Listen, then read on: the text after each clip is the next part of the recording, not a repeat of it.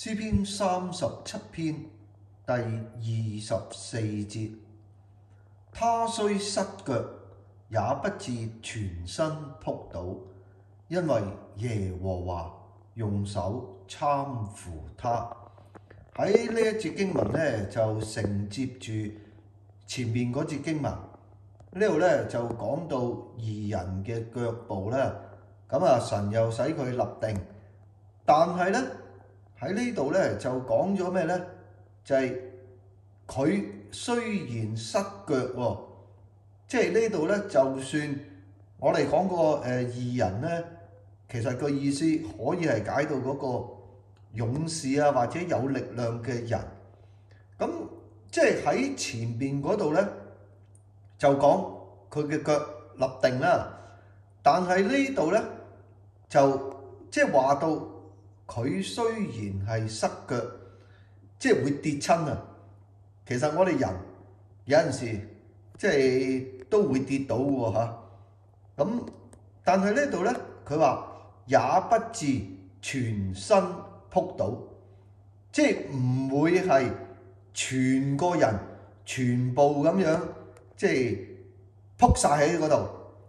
咁咧，即係呢度咧同上邊嗰節經文咁好似係有啲唔同，但係咧，如果你睇落去下邊咧，佢嗰度解釋因為點解即使佢即係失腳，即係跌親啦，或者係跌倒啦，都唔會係全身仆倒咧？呢度就講個原因啦。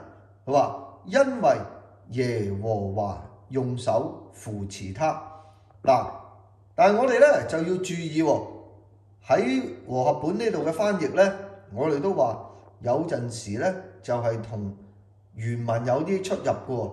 咁咧嗱，你睇呢個原文嗰個細字啊，畫作攙扶他的手。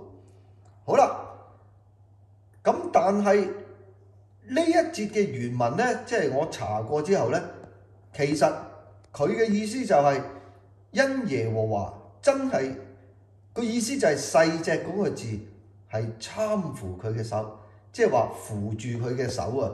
咁所以咧佢就唔會全身仆倒喎。咁但係我哋又有個問題，點解即係翻譯嘅明明係知道原文嗰度話係因耶和華即係扶住佢嘅手咧？嗱，佢明明係知道喎，但係又點解翻譯嘅時候咧就話耶和華用佢嘅手去攙扶佢咧？嗱，呢度咧就真係有啲即係有啲問題，因為佢自己知道原文嘅意思啊嘛。咁但係無論點咧，其實呢節經文俾我哋睇到咧，神佢嘅手或者我哋嘅手，佢係幫助緊我哋，佢係扶持緊我哋隻手。咁所以咧，譬如你跌親嘅時候，有人扶住你隻手，你都唔會全部跌倒啦嘛。咁所以我哋都係好感恩嘅。親愛天父，我哋真係感謝讚美你。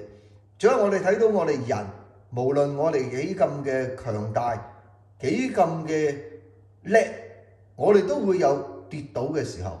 但係我哋感恩，呢度講咗咧，耶和華佢會攙扶住我哋嘅手。願主你帶領我哋，祈禱奉耶穌基督嘅名求，阿門。